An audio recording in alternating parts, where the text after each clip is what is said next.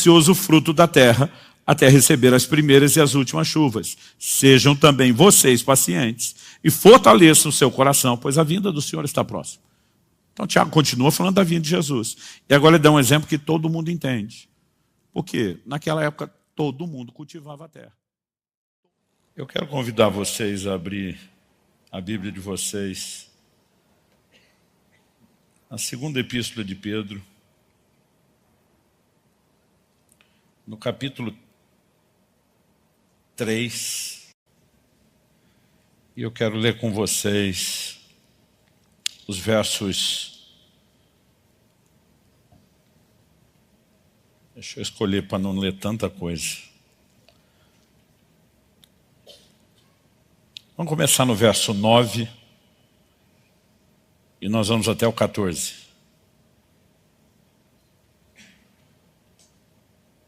O texto sagrado diz assim: o Senhor não retarda a sua promessa, ainda que alguns a julguem demorada.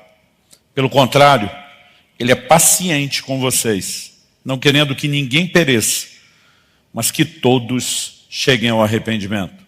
Porém, o dia do Senhor virá como um ladrão. Naquele dia os céus passarão com grande estrondo e os elementos se desfarão pelo fogo. Também a terra e as obras que nela existem desaparecerão. Uma vez que tudo será assim desfeito, vocês devem ser pessoas que vivem de maneira santa e piedosa, esperando e apressando a vinda do dia de Deus. Por causa desse dia, os céus incendiados serão desfeitos e os elementos se derreterão pelo calor. Nós, porém, segundo a promessa de Deus, esperamos novos céus e nova terra, nos quais habita a justiça. Verso 14. Por essa razão, amados, esperando essas coisas, esforcem-se para que Deus os encontre sem mácula, sem culpa e em paz. Pai, pedimos graça e favor do alto, pedimos que o Teu Espírito não apenas abra a nossa capacidade de entendimento, nos levando além daquilo que é natural, racional, humano, para aquele lugar de perspectiva e entendimento espiritual, mas nós oramos que a Tua Palavra trabalhe em nós, que ela produza resposta de fé, que ela produza entendimento e alinhamento prático e que ela de fato possa produzir na nossa vida aquilo que o Senhor tem planejado, desejado realizar em cada um de nós. Nós oramos por isso e te agradecemos desde já, certos de que o Senhor fará algo, em nome de Jesus. Bom, o apóstolo Pedro está falando a respeito de uma promessa que nós temos. Essa promessa é sustentada desde o Antigo Testamento, né? E quando ele diz, nós, porém, segundo a promessa de Deus, esperamos novos céus e nova terra, ele está fazendo uma referência a Isaías 65:17. Pois eis que eu crio novos céus e nova terra, e não haverá lembrança das coisas passadas, jamais haverá memória delas.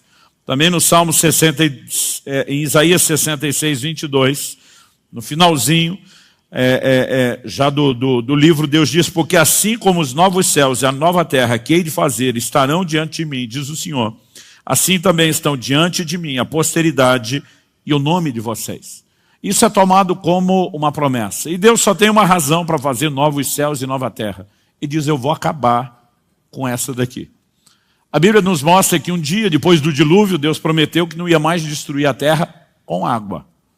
Mas a Bíblia diz que os elementos ardendo se desfarão. Nós não sabemos exatamente como será, mas a Bíblia diz que esses céus e essa terra estão sendo entesourados, guardados para o fogo. Verso 7.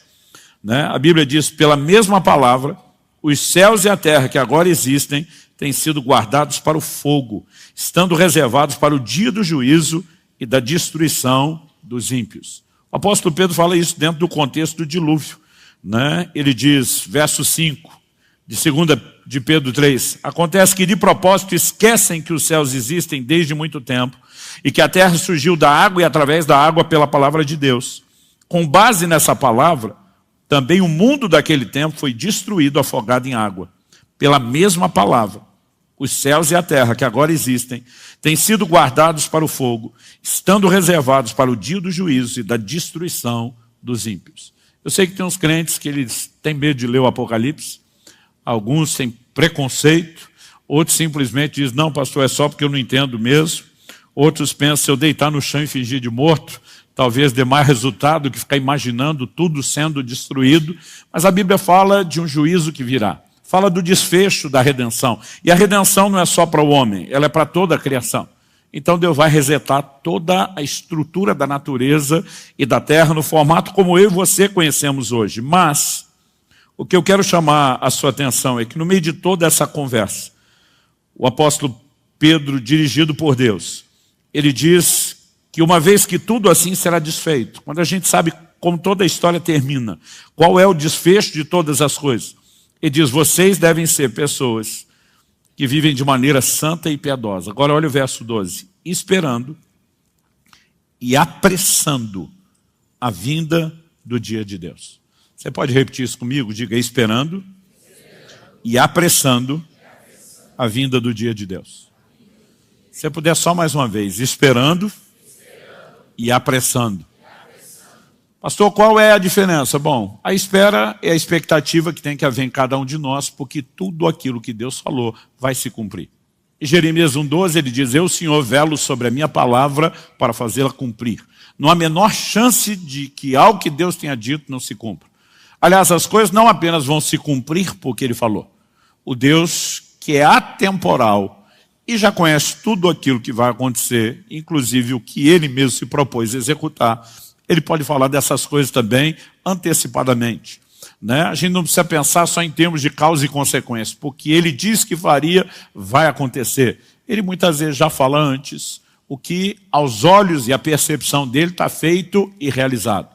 Mas o que me chama a atenção é que, de alguma forma, eu e você somos chamados a ser não apenas espectadores, esperando que tudo aconteça.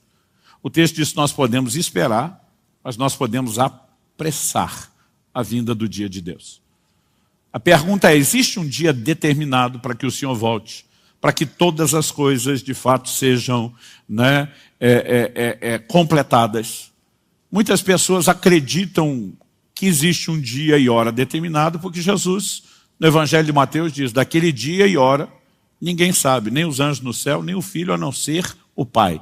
Então a turma pensa, já está agendado o dia e a hora.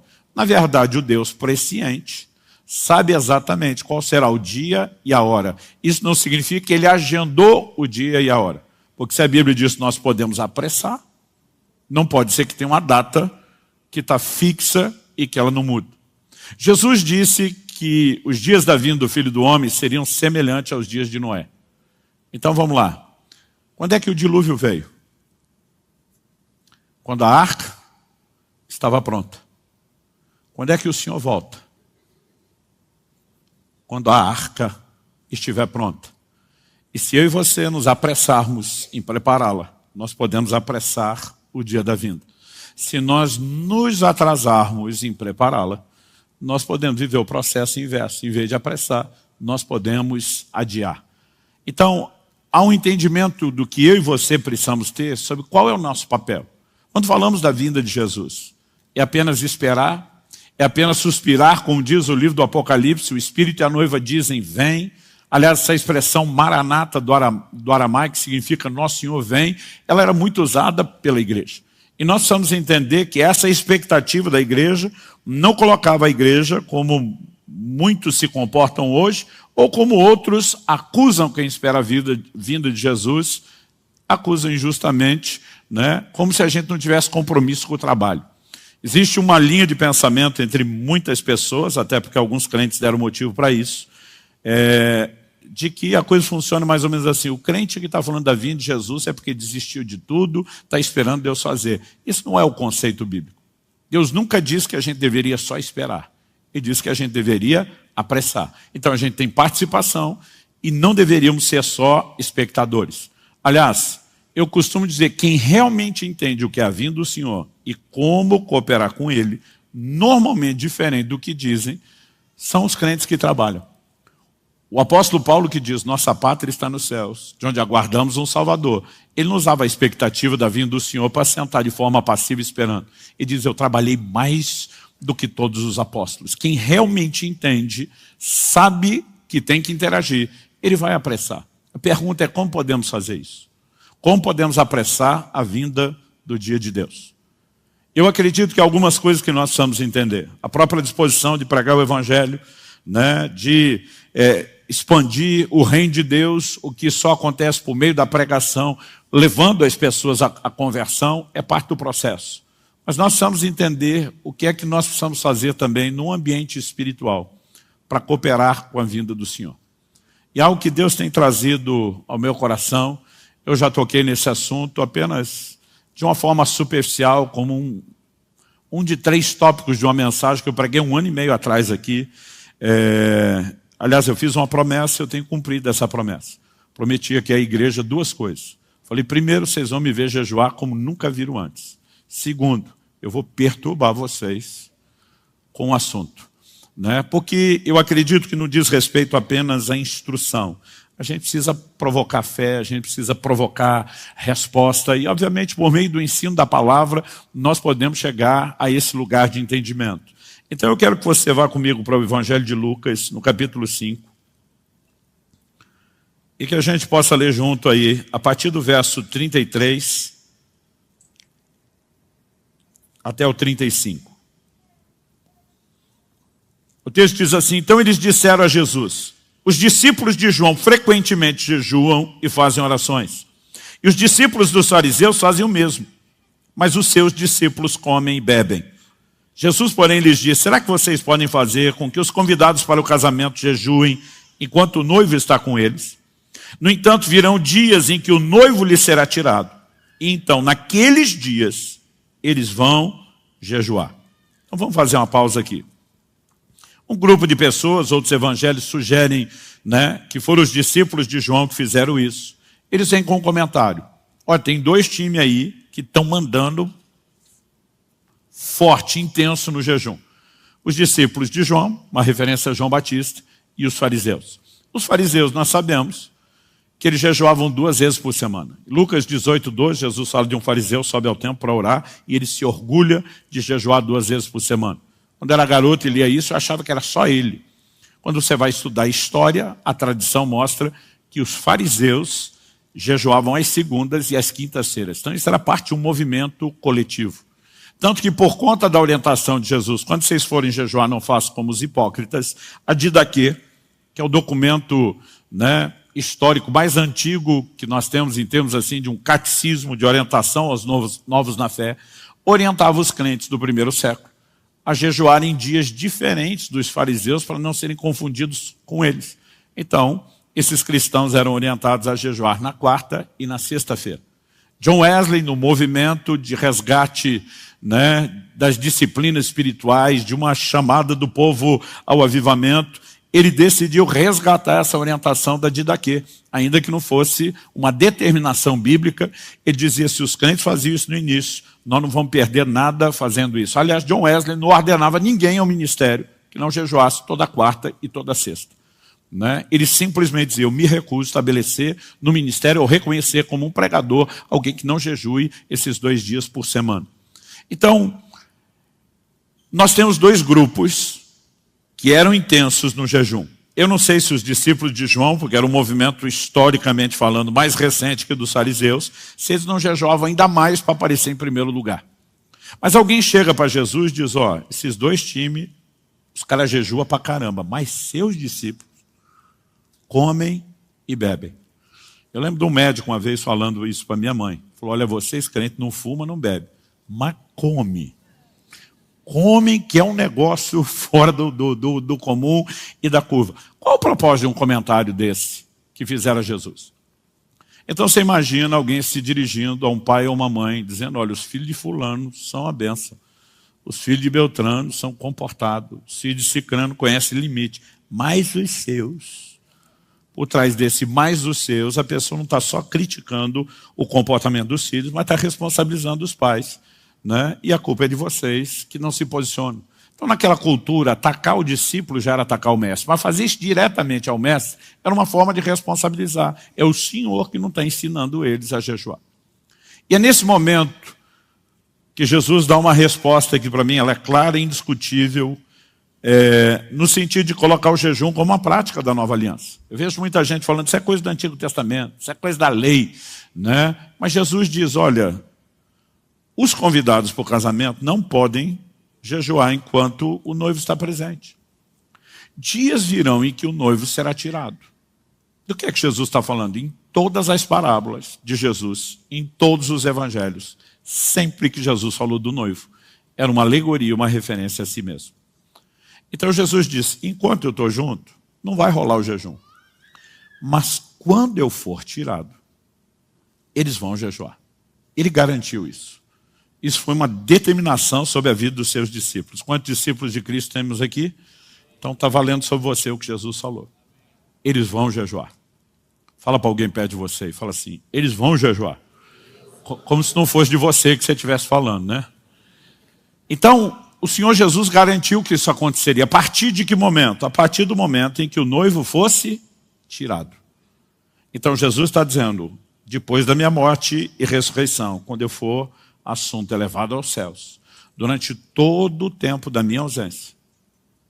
E normalmente a gente só para pensar que a saída do noivo determina o início do jejum. Mas o que a gente não para pensar é o assunto que nós queremos discutir sobre a volta de Jesus.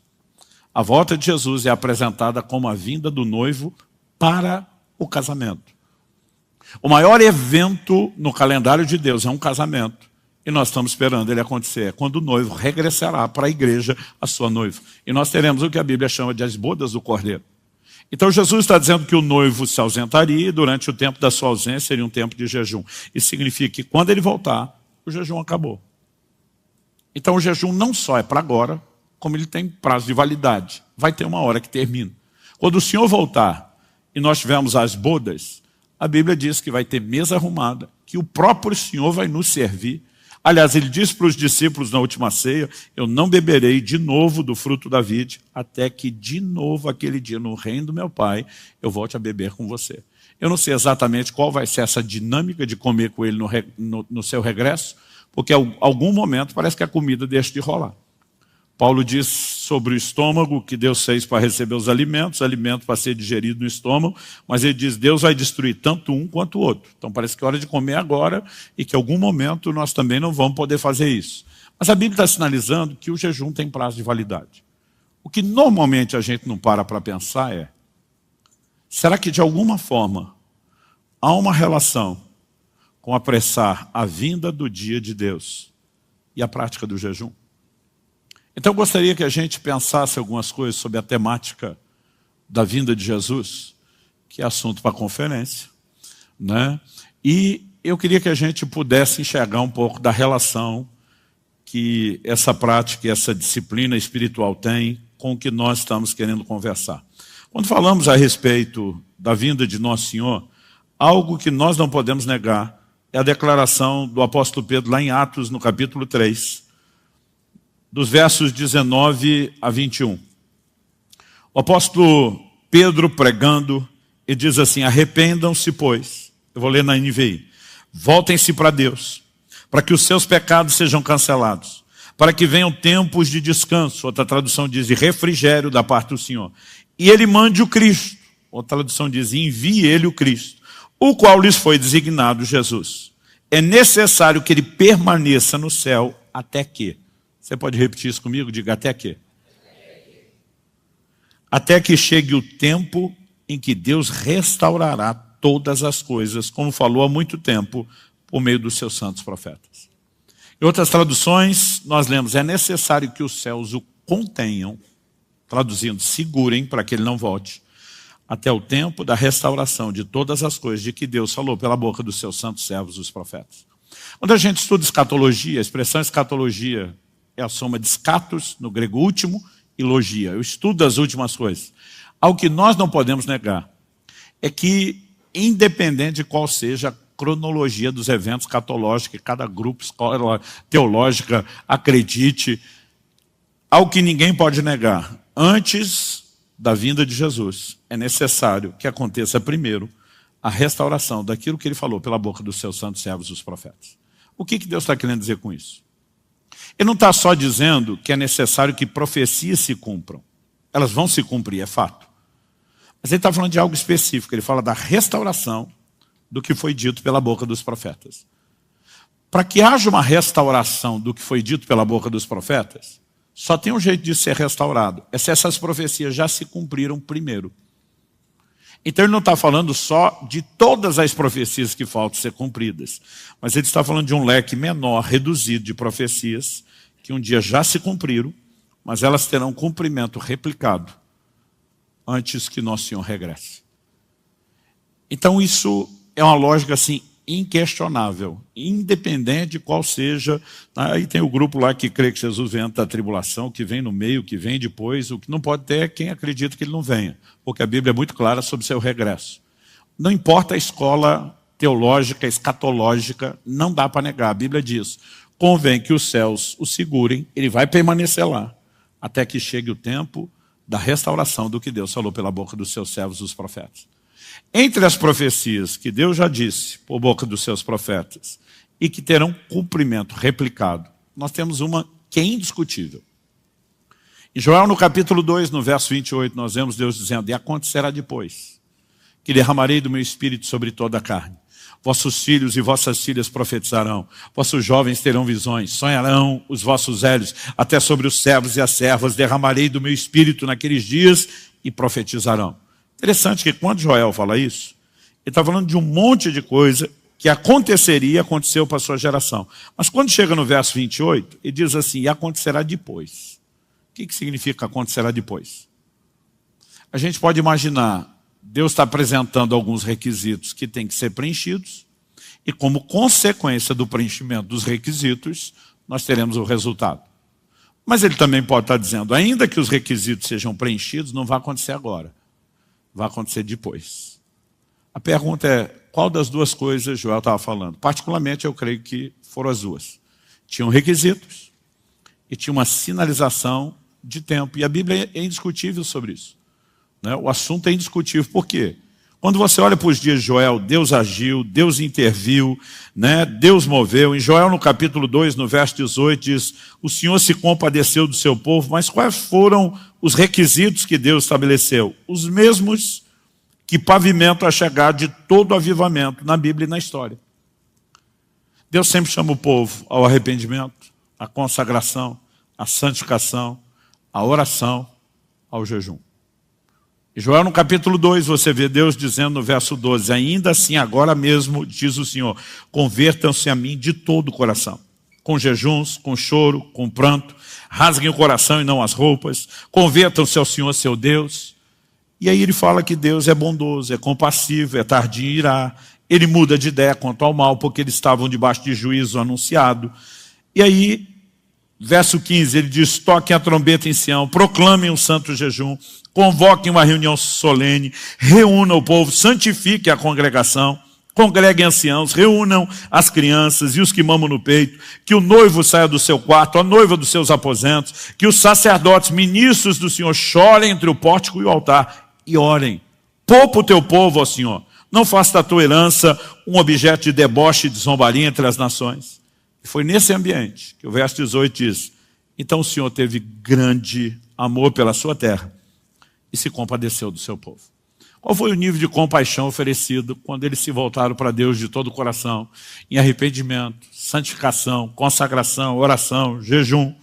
O verso 19 diz, o Senhor respondeu ao seu povo, eis que lhes envio o cereal, o vinho e o azeite, e vocês ficarão satisfeitos. Verso 23, ele diz, filhos de Sião, alegrem-se, exultem no Senhor seu Deus, porque Ele lhes dará as chuvas em justa medida. Fará descer, como no passado, as primeiras e as últimas chuvas. Então, a nação estava em crise, havia fome, escassez de recursos, que eram originários da onde? Da desordem climática e da falta de chuva. Mas Deus diz, eu vou restaurar. Resultado, 24, as eiras se encherão de trigo, os lagares transbordarão de vinho e de azeite, restituirei os anos que foram consumidos pelos gafanhotos. 26, vocês terão comida em abundância e ficarão satisfeitos. 27, vocês saberão que eu estou no meio de Israel e que eu sou o Senhor, o Deus de vocês e que não há outro. E aí chega o 28 e ele diz, e acontecerá depois, que derramarei do meu espírito. A pergunta é, isso aconteceu na geração de Joel? Não. Não há nenhum registro desse nível de derramar do Espírito Santo. E não só não há o registro de que isso não aconteceu nos dias de Joel, como em Atos no capítulo 2, no dia de Pentecostes. O apóstolo Pedro se levanta para uma multidão atônita, que não só está vendo um povo falar em línguas, mas a Bíblia diz, os ouviam falar na sua própria língua das grandezas de Deus. E esse povo está lá atônito com tudo que está acontecendo. E Pedro diz, gente, esses homens não estão bêbados, como vocês estão pensando. Ele diz, é 9 horas da manhã. Mesmo se fosse a turma do porre, não tinha dado tempo dele chegar nesse nível. Ele diz, mas isso é o que foi dito pelo profeta Joel. E agora nós temos um registro da Bíblia dizendo, aquilo que foi prometido lá, está acontecendo aqui. E aí Pedro diz que o depois de Joel, não só, Joel está dizendo, não é no nosso tempo, na nossa geração, mas Pedro está dizendo, o depois do profeta Joel, cumpriu agora. Mas a pergunta é, então cumpriu e acabou? Não. Pedro levanta e ele faz uma releitura da profecia de Joel. Ele está falando pelo Espírito. O registro do livro de Atos foi feito pelo Espírito Santo. E Joel nunca falou, acontecerá nos últimos dias. Joel disse, acontecerá depois. Não é agora, é lá na frente. Pedro se levanta e na hora de citar Joel, ele cita toda a profecia de cor, ipsis literis. Mas ele começa dizendo, e acontecerá nos últimos dias, diz Deus, que derramarei do meu Espírito sobre toda a carne. O que significa últimos dias? Ele está dizendo, esse negócio cumpriu aqui, mas não para aqui. Vai cumprir de novo, antes do fim de todas as coisas. Como sabemos que, além da fala de Pedro, essa profecia foi jogada para ter um novo cumprimento no tempo do fim? Porque ela tem alguns sinais que não aconteceram no dia de Pentecostes.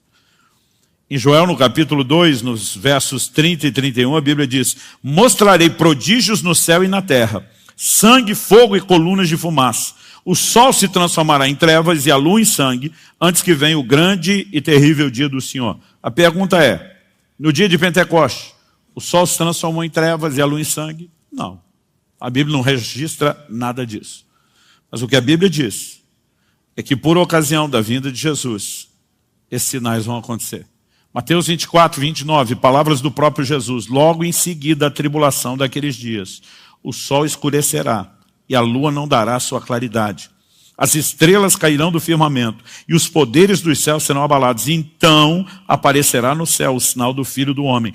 Todos os povos da terra se lamentarão e verão o Filho do Homem vindo sobre as nuvens do céu com poder e grande glória. Apocalipse 6, de 12 a 14. Vi quando o Cordeiro quebrou o sexto selo. Houve um grande terremoto. O sol se tornou negro como pano de saco feito de crina. Traduzindo, o sol escureceu. E a lua ficou toda vermelha como sangue. As estrelas do céu caíram sobre a terra, como a figueira deixa cair os seus cigos verdes quando sacudida por um vento forte. E o céu recolheu-se como um pergaminho quando se enrola. Então todos os montes e ilhas foram movidos do seu lugar. O sol se converter em trevas, a lua em sangue. São sinais que precedem a vinda de Jesus. Não aconteceram nos dias de Joel, não aconteceram nos dias no dia de Pentecostes. São sinais que foram prorrogados para o fim. Então, junto com esses sinais, um novo cumprimento, Pedro joga, e acontecerá nos últimos dias, diz Deus, eu vou derramar. Então a Bíblia está dizendo que Jesus não volta, sem que primeiro haja restauração do que foi dito por boca dos profetas. Ou seja, o que aconteceu em Pentecostes vai acontecer de novo. Me ouça com atenção. O maior derramar do Espírito Santo que essa terra jamais viu, ainda está para acontecer. Pastor, porque o senhor está dizendo o maior derramar não pode ser igual? Não. Eu vou te mostrar biblicamente porque não vai ser igual e porque que vai ser mais intenso. Quando você olha para todo o discurso de Joel, qual foi a ênfase antes dele falar do derramar do Espírito Santo? Verso 23. Filhos de Sião, alegrem-se, exultem no Senhor seu Deus, porque Ele lhes dará as chuvas em justa medida. Fará descer como no passado as primeiras e as últimas chuvas. As traduções mais antigas, clássicas, dizem a chuva temporã e a serôdia. Então Deus está falando de restaurar o ciclo da chuva, todo agricultor conhecia isso. O que eram as primeiras chuvas, ou a chuva temporã? Era aquela que vinha para amolecer o solo, facilitar a semeadura da terra, para que o solo fosse arado e pudesse ser semeado. Depois vinha um período de estiagem. Então, antes da colheita, quando o tempo da colheita estava se aproximando, vinham as últimas chuvas. Qual era o propósito das últimas chuvas? Acelerar o crescimento, a maturação e a multiplicação do fruto. Então Deus está dizendo, eu vou restaurar o ciclo, porque senão vocês não vão ter o resultado disso. Depois dele falar das chuvas naturais, ele entra no verso 28 dizendo, e acontecerá depois, que eu vou derramar as chuvas espirituais. Ele está estabelecendo um paralelo entre um nível de chuva e outro. E quando falamos da vinda do Senhor, já que se aguarda um grande derramar do Espírito, o que é que eu e você precisamos levar em conta? É porque a Bíblia vai amarrando esses assuntos entre si na sua revelação o tempo todo. Tiago capítulo 5, versos 7 e 8, diz assim, portanto, irmãos, sejam pacientes até a vinda do Senhor. Por que Tiago está pedindo paciência? Talvez a mensagem mais pregada para os crentes, desde o início da primeira geração, era o regresso do Senhor. Por ocasião da vinda de Jesus, nós vamos ter o clímax da redenção. Então essa era a mensagem mais pregada. Agora, isso era tão intenso, e todo mundo, porque desde a primeira geração, Deus quis que a gente vivesse na iminência do seu regresso. Ele volta a qualquer momento. Então vamos viver alerta, em estado de prontidão. Isso não significa desistir da vida. Assim como está preparado para a morte, não significa que você fez plano para morrer e não tem plano para viver. Mas ele dizia, tem que estar pronto. Esse povo foi tão incendiado por isso que eles começaram a ir a extremos. Se você pegar a segunda epístola de Paulo aos Tessalonicenses, quando ele diz, quem não trabalha não coma, Paulo está dizendo, aliás, ele faz várias correções, ele diz, quanto à vinda do Senhor, a nossa reunião com ele, isso não vai acontecer sem que primeiro tenha esse evento. Ele diz, tem gente aí no meio de vocês dizendo que Jesus já veio. E tem gente que não está querendo trabalhar, porque diz, ele vai voltar mesmo. Eu sou parte de uma geração que na década de 80, virando para o início de 90, eu ouvia tanto falar da vinda de Jesus, como hoje não se fala. Nossos cânticos, as pregações, as mensagens, era um negócio assim, a gente ficava o tempo todo, Jesus está voltando, Jesus está voltando, Jesus está voltando. Eu lembro dos adolescentes da igreja. A gente dizia assim, estudar para quê? Jesus está voltando. Trabalhar para quê? Jesus está voltando. O que a gente queria era casar. Então a gente dizia, Maranata, vem Jesus, mas depois do nosso casamento. Como fosse possível casar sem estudar e trabalhar. E esse tipo de mentalidade já tocou a igreja. E eles tiveram que ser repreendidos. Mas aí o tempo foi passando e eles migraram para o outro extremo. Que é o que o apóstolo Pedro fala lá em 2 de Pedro, no capítulo 3.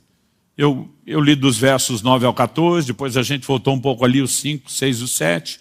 Mas no verso 4 ele diz que as pessoas estavam zombando da vinda do Senhor. Dizendo, tudo está como no início. Os pais já começaram a morrer, muitos dos apóstolos estavam indo embora. Jesus não veio, está tudo do jeito que estava antes. E alguns começaram a colocar em descrédito a mensagem da vinda do Senhor. Então eles saíram de um extremo, não vão fazer nada porque ele vem a qualquer hora, para outro extremo. Eu acho que não vem coisa nenhuma e nós somos trollados. É nesse momento que Tiago está dizendo, irmãos, sejam pacientes. Ele prometeu que volta, ele volta. Segura aí, paciência.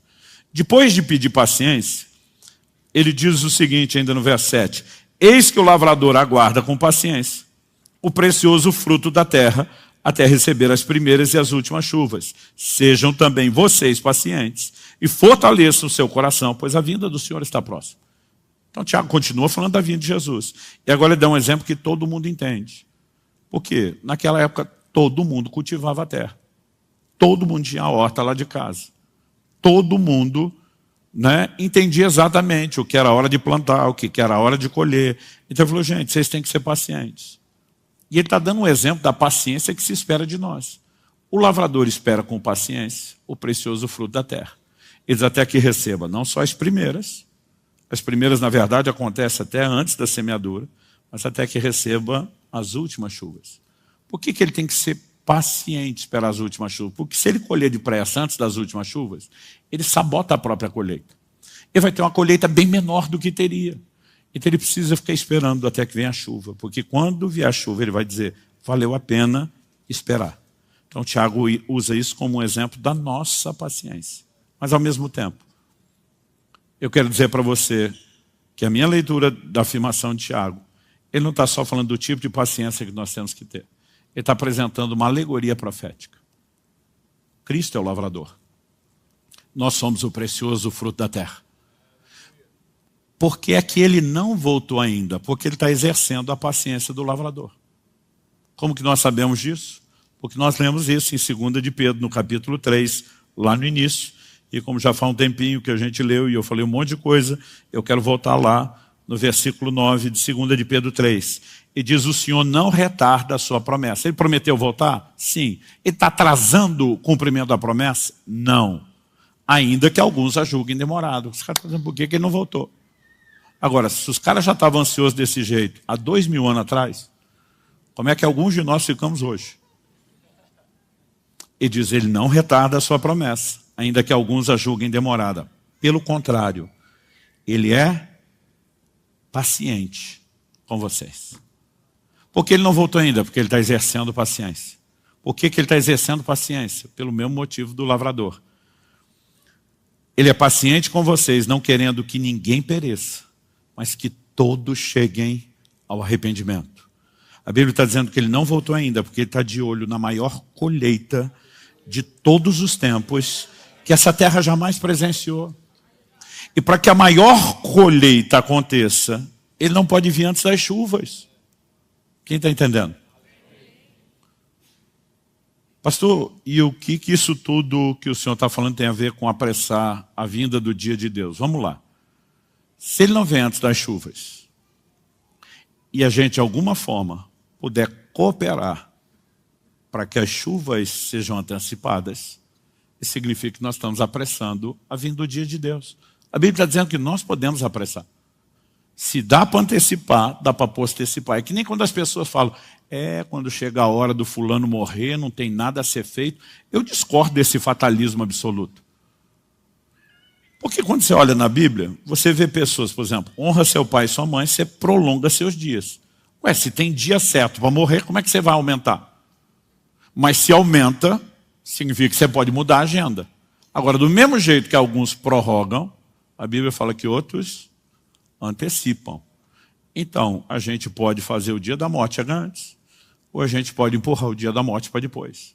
Quando falamos da vinda de Jesus, não é diferente. Quando ele vai voltar? Quando a arca estiver pronta. Então nós podemos apressar o dia da vinda dele, não só trabalhando na arca, pregando o evangelho, mas se de alguma forma nós podemos participar e interferir na vinda dessas chuvas, que são o fator determinante para a maior colheita, que é o grande motivo da paciência dele, então a gente precisa entender como é que nós fazemos isso.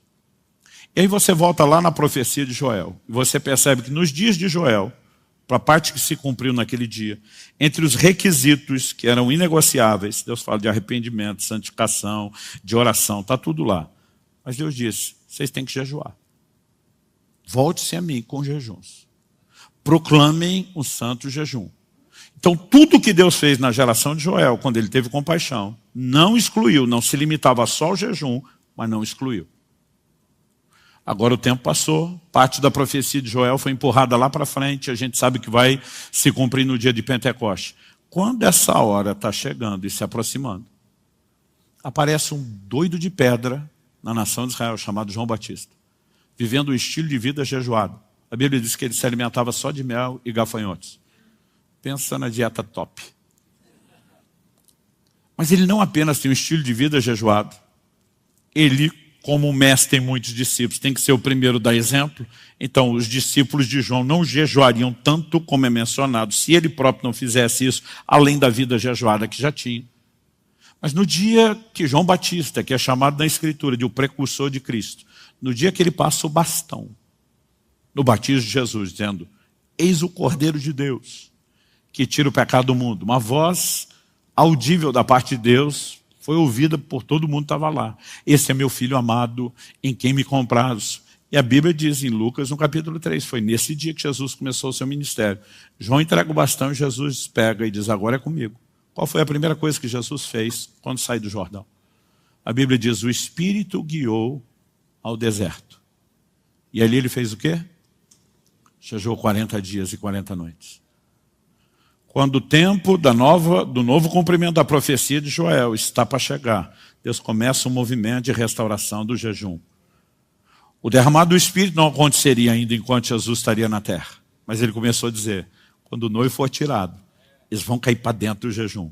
Eles vão vir com sangue nos olhos, faca no dente, eles vão vir com tudo.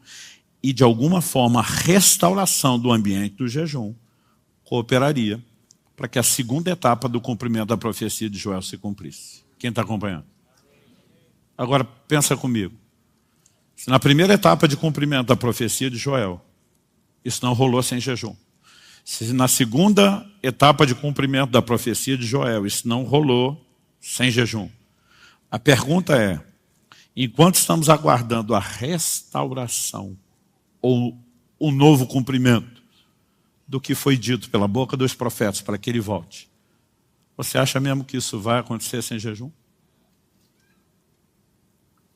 Eu e você precisamos entender que além do impacto que o jejum produz sobre nós enquanto indivíduos, na mortificação da carne, no despertar sensibilidade para com Deus, na sensibilidade à ação do Espírito, na exposição e ativação do sobrenatural, a pergunta que a gente deveria fazer é, qual o impacto coletivo que uma grande mobilização de jejum pode produzir? E uma das coisas que Deus tem falado comigo, porque eu tenho alguns amigos que são crentes de verdade, não é que não são não. Mas o cara fala assim, subirá, nós estamos com medo. Tu está ficando fanático com esse negócio. Eu falei, fanático por quê? Os caras jejum de 40 dias. Eu falei, eu não sou o único, tem um monte de gente fazendo. Aí um falou para mim, 2 por ano, quanto você conhece? Eu falei, aí diminuiu um pouco a lista. Mas eu nunca vi uma mobilização de jejum como a que nós estamos vivendo. O jejum sempre foi parte, ao longo da história, somado à oração, sua irmã gêmea, de uma preparação para os moveres de Deus. Você sabe onde as maiores igrejas do mundo se estabeleceram e concentraram?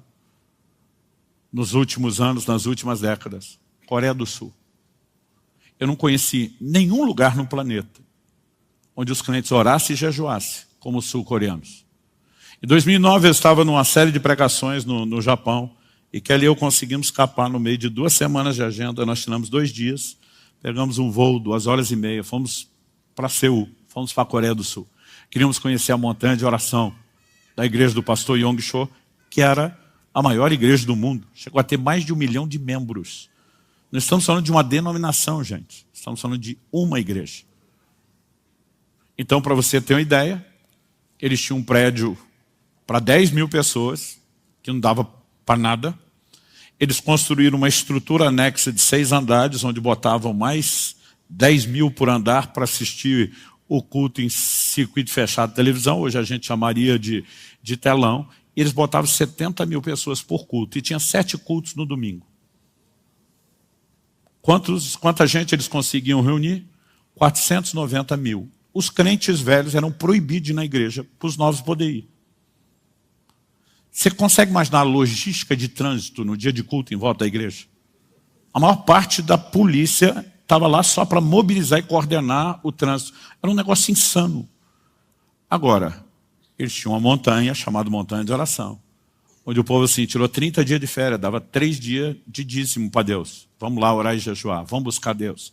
Eu queria muito conhecer a Montanha de Oração. E lá fomos. Quando cheguei com o Kelly, eu já tinha ouvido história, não acreditei, não levei muito a sério. Quando chego lá, tem placas para todo lado, advertência, em coreano e inglês. Proibido jejuar mais do que 40 dias. Eu falei, o quê? Eu, na época, o máximo que eu tinha feito era 21 dias. Eu conhecia 2 ou 3 pessoas que tinham jejuado 40. E eu olhei aquilo e falei, aqui eles têm que proibir o povo. Então, quando as pessoas me perguntam, pastor, o que o senhor quer dizer com o título do seu livro? Cultura do jejum. Eu digo, cultura do jejum é quando ele deixa de ser esporádico, ocasional, ele se torna parte de uma prática insistente, recorrente, repetitiva, massiva e coletiva que vai se alastrando. Eu nunca vi tanta gente na nossa nação jejuar como nos últimos anos. Eu nunca vi tanta gente entrar em jejuns prolongados como nos últimos anos. Eu nunca vi tanta gente fazendo jejum intermitente, jejum parcial, jejum recorrente, uma vez por semana, como estamos vendo. Por quê? Há um movimento de Deus despertando algo que vai atrair as últimas chuvas, que por sua vez será o fator determinante para a maior colheita de almas de todos os tempos, que por sua vez será o fator determinante para que nosso Senhor regresse. A minha pergunta para você é, você quer só esperar a vinda do dia de Deus? Você quer estar só no time da expectativa? Ou você quer estar no time dos que apressam? Eu entendendo essas verdades, eu fiz uma escolha. Falei, eu não vou ser só o time da expectativa. Uma hora ele volta. Espero que venha logo. Eu tomei a decisão, eu quero apressar, eu vou pregar o evangelho, eu vou trabalhar, eu vou fazer tudo. Tudo que está ao alcance, tudo que a Bíblia orienta, para que essa arca esteja pronta. Mas existe algo a respeito das chuvas, que nós só vamos produzir com oração e com jejum. Eu creio que há uma convocação de Deus, para que não só a gente entenda um cenário que está se formando, né? Para que não só a gente perceba que há um Senhor o tempo todo dizendo, eis que cedo vem, venho sem demora. O tempo todo ele olha para cada geração e diz, eu quero que vocês participem, não só na expectativa, eu quero que vocês trabalhem, eu quero que vocês orem, eu quero que vocês jejuem, para que as coisas não precisem ser proteladas ou adiadas. Pastor, o senhor acha que ele vem na nossa geração? Eu não acho nada, eu acho que ele vem. Ele diz, daquele dia e a hora ninguém sabe. Todo mundo que inventa esse negócio de tentar datar, está fora da determinação divina. O que eu quero não é tentar descobrir quando ele vem. É apressar isso. Não importa se vai ser na minha geração ou nas próximas, mas nós temos que apressar a vinda do dia de Deus. E a pergunta é, será que você entendemos o privilégio que é participar disso e cooperar com Deus em algo tão grande, extraordinário?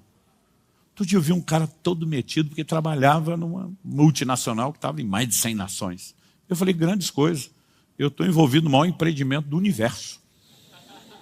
Falei, isso aí que você faz é nada perto do que eu faço, né? Eu e você temos o privilégio de cooperar com Deus e estabelecer o reino dele na terra.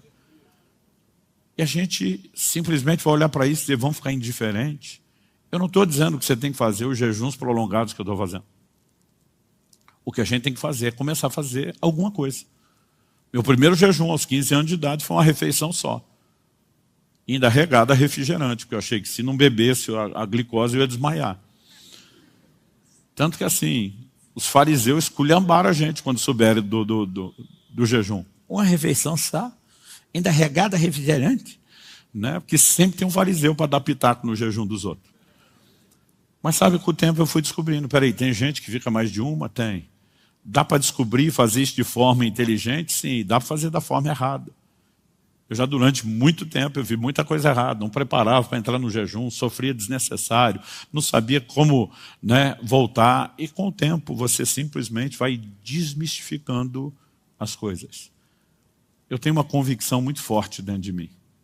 E eu não quero ser o cara que corre o Brasil e o mundo falando disso e fala pouco do assunto para vocês, os da casa. Já faz 1 ano e meio da última vez que eu falei disso. Eu achei que era um bom momento da gente dar atenção. O que você pode fazer para, em vez de só esperar, você dizer para Deus, eu quero apressar o dia da vinda de Deus. Eu quero cooperar. Então existe todo um processo de santificação, de oração, de intercessão. E como eu falei, é um combo, não é uma coisa só. Então nós nem podemos achar que é só o jejum, mas nós nem podemos excluir o jejum do pacote.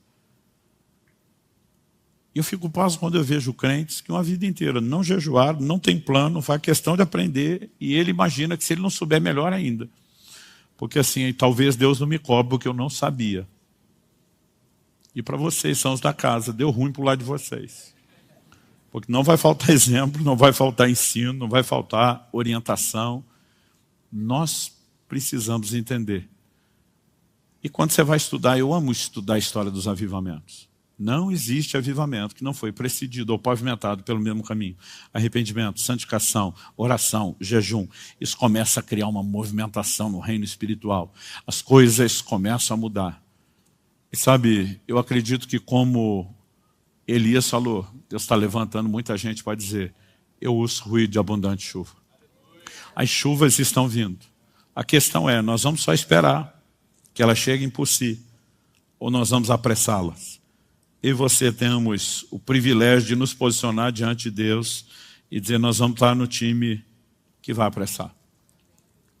Até porque eu acredito que o próprio Jesus, em Mateus 24, se você pega lá dos versos 36, abre lá comigo. Mateus capítulo 24. Do verso 36 ao 44. Jesus diz, a respeito daquele dia e hora ninguém sabe, nem os anjos dos céus, nem o Filho, senão o Pai. Pois assim como foi nos dias de Noé, assim será também a vinda do Filho do Homem. Ele está estabelecendo um paralelo. Qual o paralelo?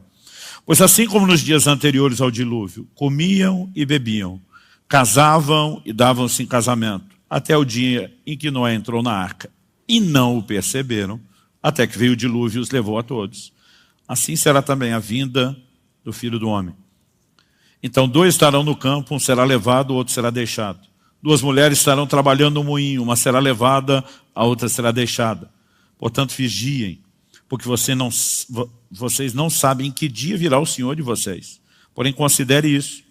Se o pai de família soubesse a que hora viria o ladrão, vigiaria e não deixaria que sua casa fosse arrombada. Por isso, estejam também vocês preparados, porque o Filho do Homem virá a hora em que vocês menos esperam. Para ser a hora em que a gente menos espera, não ache você que todo mundo vai estar percebendo, entendendo, dizer, uau, a hora está chegando. Falou, a maioria vai estar adormecido. Vai estar sem percepção espiritual. Por quê? Porque diz, como foi nos dias de Noé.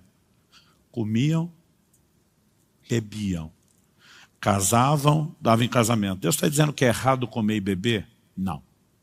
Deus está dizendo que é errado casar e dar em casamento? Não, porque isso foi ideia dele. O problema do povo nos dias de Noé não era meramente comer e beber, casar e dar em casamento.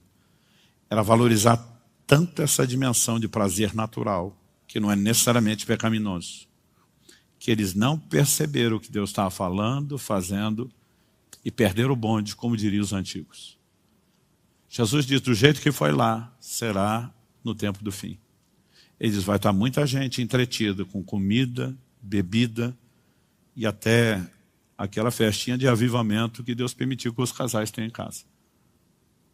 Quando Paulo escreve aos Coríntios, ele mostra que essa é uma área que tem que estar ativa na vida do casal cristão, casado. Vamos explicar.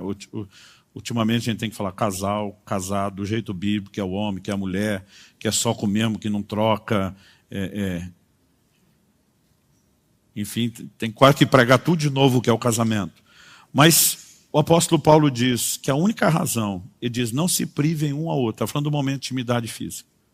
A única razão para os dois dar uma pausa nisso, ele diz, é quando eles de comum acordo decidem se dedicar à oração. O que é que Paulo está dizendo? Que quando eles estão vivendo o romance, a festa, o avivamento, não pode orar? Não, ele está dizendo que aqui a oração é mediana. Mas se você quiser entrar no lugar profundo, às vezes você tem que desligar prazeres inferiores para entrar na percepção de prazeres superiores. Existe algo nos aguardando num lugar em Deus, numa dimensão, que é mais prazeroso do que qualquer outra coisa. Eu lembro de um dia que eu estava numa mesa com alguns irmãos, eu tinha pregado, a turma sentou para comer, eu já estava mais de um mês em jejum, e alguém falou, pastor, vá para o hotel. Eu falei, eu já não estou comendo, eu posso pelo menos ter comunhão com vocês. Vocês vão continuar falando de Bíblia, do mover de Deus, dos testemunhos, eu quero estar junto. Ah, tudo bem. Eu lembro que uma pessoa olhou para mim e falou, que dó de você. Eu não tive coragem de responder, mas eu pensei, que dó de você. Que acho que quem está perdendo sou eu. E eu só ficava olhando e dizendo, quem está perdendo é tu. Achando que isso aqui é tão importante, que você simplesmente não quer entrar na percepção de algo maior e mais profundo. Há uma convocação sendo feita. Eu estou feliz de ver uma mobilização de jejum nessa casa como nós nunca vimos antes. Mas eu vou dizer, isso é só o começo. Eu acho que o povo por aí vai dizer que nós estamos ficando doidos. E você é parte dos doidos. E eu queria te encorajar a se permitir ser recrutado por Deus para o time dos que não só vão esperar a hora que as coisas aconteçam por si, para jogar no time daqueles que vão dizer, nós vamos apressar. Nós vamos atrair isso. Você recebe essa palavra? Vamos ficar em pé.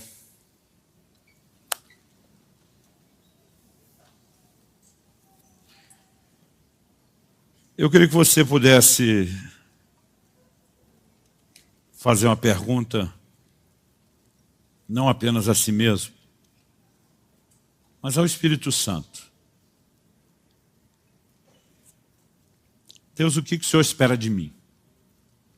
É lógico que quem nunca jejuou deveria começar dando um passo de cada vez e não tentar pular já para o último degrau da escada.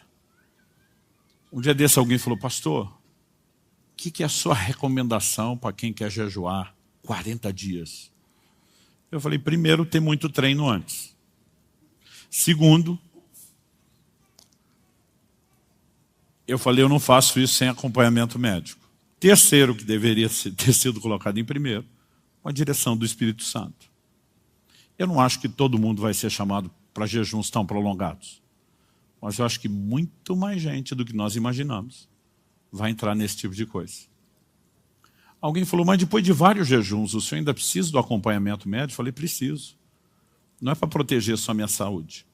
Eu falei, para me proteger de doido que nem vocês, que quer fazer tudo errado e pode criar situações complicadas. O maior perigo não é um jejum prolongado, é a volta. Eu tenho um pastor amigo, ele fez 21 dias na água, voltou comendo churrasco. Podia ter morrido, gente, é sério. Podia ter tido uma congestão e morrido. Então, assim, tem hora que a gente simplesmente nem entendeu a dinâmica e o funcionamento e quer dar uns pulos doidos sem saber como faz. Eu não quero que você pense em algo tão assustador. Apesar que o que a gente está tentando provar, ultimamente, é que o jejum não é algo tão impossível como a maioria das pessoas acredita. As pessoas me perguntam, pastor, o senhor tem fome? Eu digo, não tenho fome. E se tiver fome quando está jejuando, você provavelmente fez alguma coisa errada. Porque seu corpo tem um funcionamento muito curioso. A energia que movimenta seu corpo, ela vem da glicose, carboidrato que você come. Se parar de... não precisa nem jejuar, parou de comer carboidrato, vai faltar energia. Aí seu corpo vira uma chave e vai buscar uma fonte alternativa, glicogênio, que é a glicose que você comeu antes, mas não consumiu ela toda, armazenado no músculo e principalmente no fígado. Esse seu estoque acaba em no máximo 3 dias. Tem uns que acaba bem rapidinho, principalmente com exercício. Ou seja, em no máximo 3 dias, quando acabar a fonte alternativa, não está entrando glicose, não tem mais glicogênio, o corpo vira outra chave de adaptação e sobrevivência. Ele vai queimar reserva de gordura. Gordura que a gente tem armazenado no corpo é excesso de glicose, que não deu para armazenar, não consumiu, não armazenou no músculo e no fígado, porque tem um limite, vai virando gordura. Ou seja, quando você entra em cetose, que é a queima da reserva, modo de sobrevivência, sua fome vai embora. Por que vai embora? Porque você trocou um alimento externo por um interno. Seu corpo está comendo o depósito de comida que está lá e não foi usado. Então, todo dia você acorda com a sensação, estou alimentado. Quando a Bíblia diz que Jesus teve fome no final de 40 dias, isso significa o quê? A reserva de gordura chegou no fim. O que me faz acreditar que Jesus era assim, ó, fit, magrinho. O tanto que andava, alimentação saudável, uma época que não tinha poluição, não comiam nada industrializado. Porque eu já fiz 6 de 40 dias. Eu nunca tive fome. Porque aqui tem reserva, meu amigo. Tá? Que esse último eu terminei com 9% de gordura no corpo. Mas pastor Marcelo, que nos acompanhou, com 6%. Agora nós tivemos um que a gente estava assim, o médico monitorando ele. Não vou entregar o nome para todo mundo chamar de magrelo. Mas ele terminou com 3%. Ele chegou já na última semana tendo flashes de fome. A gente estava monitorando ele de perto. Por quê? Quando a fome vem, é porque a reserva de gordura acabou, vai começar a estado de inanição, consumo tecido vivo. Aí é preocupante. Até chegar lá, você sabia qual é o recorde mundial de jejum?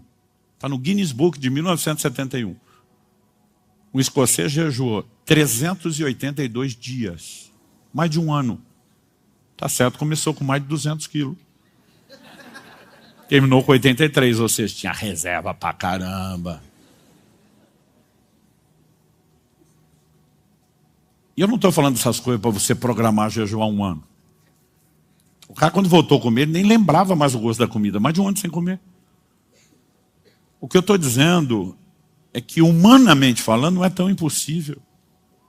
E se nós ainda tivermos uma direção de Deus, sabedoria, entendimento, orientação, gente, nós podemos encarar um dia, 2 dias, 3 dias.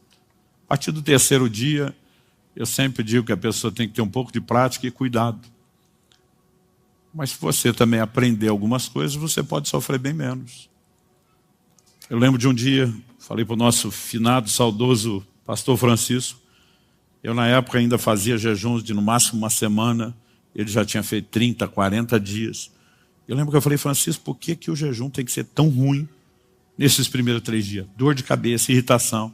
Eu dizia, eu jejuo para ser santo, eu peco mais? Eu quero matar uns nos primeiros 3 dias de jejum? Eu lembro que ele olhou para mim e falou assim, se já não tem a sabedoria de se alimentar direito, podia no mínimo ter a inteligência de desintoxicantes do jejum. Eu falei, como é que é? Ele falou, todo esse sofrimento que vocês passam é por causa das coisas erradas que come. Faz uma limpeza antes. O sofrimento do jejum é a limpeza do corpo. Quanto mais você sofre, mais indício. Outro dia eu falei, não, pastor, eu desisti de jejuar porque eu sofro muito. Eu digo para as pessoas, quanto mais você sofre, essa é a maior prova de que você precisa jejuar pela sua saúde, para limpar o corpo. Um dia desse eu estava com um pastor, e ele falou assim, todo mundo reclamando dos primeiros 3 dias, que é difícil. Ele falou, eu nunca passei o que vocês estão passando, nunca senti mal para jejuar. Ele falou isso, falou impossível. Eu falei, possível, mas só tem uma explicação. Eu falei, você jejua pelo menos um dia por semana. Ele olhou para mim e falou assim, há 34 anos. Ele vai mantendo o corpo dele limpo, passando pelo processo de limpeza, desintoxicação o tempo todo. Você pode começar com jejum intermitente. Jejum intermitente, jejum interrompe, jejum interrompe. Você vai tendo janelas. Eu, por exemplo, no dia a dia, não tem nada a ver com o propósito com Deus. Eu tento me obrigar pelo menos 12 horas, de um dia para o outro, no mínimo, ficar sem comer e dar descanso para o intestino. Mas no ano passado, do dia 1º, eu contei isso, do dia 1º de janeiro até 14 de setembro. Eu não contei depois. No ano passado, eu jantei 7 vezes. Porque normalmente eu almoço entre meio-dia e 1, vou comer numa janela de 6 horas até 18 ou 19, depois 18 horas sem comida. Não é nem 24 horas, mas se você faz isso com frequência, seu corpo está limpo. Então assim, eu paro de comer a qualquer hora e já não tenho dor de cabeça. Mas ainda assim tem cuidado que você pode tomar. Então você pode começar a dizer, cara, eu vou começar com 12 horas, eu vou subir depois para 14, para 16, para 18. Depois de fazer isso com uma certa frequência, eu vou tentar 24 horas. Esses dias alguém falou, pastor, o que o senhor acha do jejum de 24 horas? Eu falei, gente, não tem o que achar. Esse é o tipo de coisa que a gente tem que fazer até com mais regularidade. Os prolongados é que não. Mas à medida que a gente vai aprendendo e entendendo o que é que Deus quer, para onde Ele me chamou, e a gente consegue corresponder com aquilo que é esperado de nós, isso basta. Eu conheço gente que nunca fez jejuns prolongados, mas jejua com frequência, com regularidade. Então assim, o como você vai atender, Jesus não definiu a periodicidade, de quanto tempo, Ele não definiu a duração do jejum, e nem o tipo. Tem até jejum parcial. Significa o quê? Que você pode tirar um grupo alimentar e ficar com outro. Alguém pode fazer lá um jejum. Não, eu não estou comendo, mas eu vou tomar um caldo de legumes, não vou ficar totalmente sem nada, mas vou me privar de muita coisa. Você tem N possibilidades. O importante é que você descubra o que é que Deus quer de você. E para isso você vai ter que no mínimo pensar e orar a respeito. Agora eu sonho com esse dia, onde nós vamos ter uma mobilização sem precedentes. Eu ando por aí, pelas nações, sabe o que o povo diz para a gente? Ele diz, vocês brasileiros, são dos poucos que a gente conhece, que está almoçando já está planejando a janta. Está jantando já está planejando a comida. Ele falou assim, vocês respiram comida, é algo emocional. Eu falei, deve ser. Porque eu achava que o resto do mundo era que nem a gente. E é frustrante ver que eles não são. Mas de repente você começa a perceber, isso não precisa ser o centro de tudo. Outro dia alguém falou, pastor, mas 2 por ano. Eu falei, eu tenho o resto da vida para comer. Eu estou dando 2 pausas maiores. Eu tenho o resto do ano para comer. Pai, a tua palavra foi compartilhada e eu oro que essa conversa seja esclarecedora não só no nível da mente. Se o Senhor não vivificar a palavra, terá sido só uma aula escatológica ou talvez fisiológica sobre o jejum. E nós precisamos mais do que isso. Eu oro por um sopro de Deus nessa casa. Eu oro por um sopro de Deus na vida dessa moçada. Eu oro por um sopro do Senhor na vida dos pastores e líderes que estão conosco aqui hoje.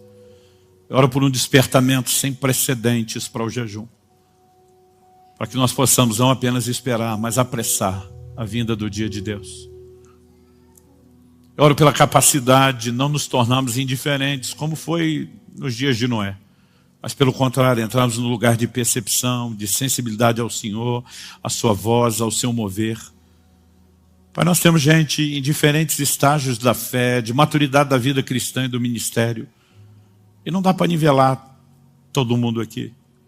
Mas eu oro que cada um consiga entender aonde o Senhor quer levá-lo. E a minha oração é que cada um, ao entender isso, possa corresponder.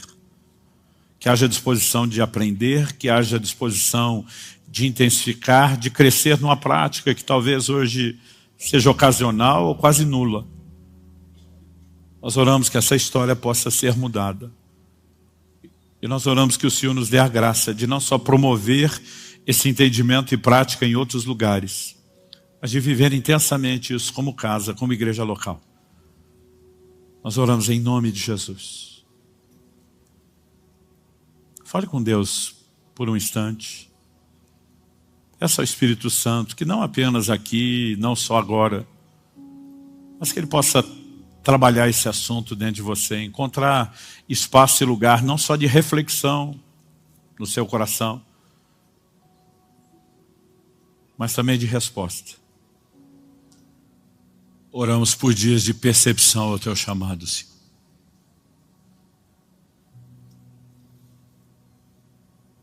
Clamamos por isso em nome de Jesus. Não queremos ir além e nem tentar fazer mais do que o Senhor quer, mas também não queremos ficar aquém e nem fazer menos do que o Senhor espera de nós. Ajuda-nos a discernir teu chamado.